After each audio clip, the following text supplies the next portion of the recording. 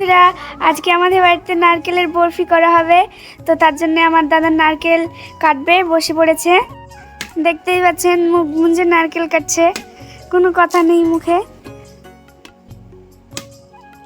এই যে আরেকটা নারকেল।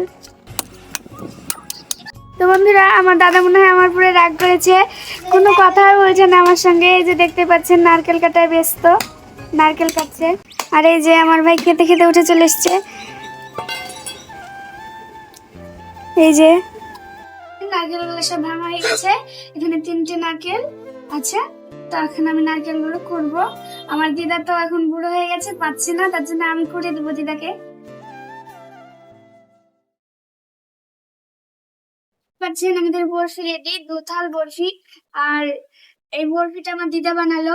কেমন হয়েছে অবশ্যই কমেন্ট করে জানাবেন। আর আপনারা এইভাবে বাড়িতে বানিয়ে খাবেন, খুব সুন্দর লাগবে।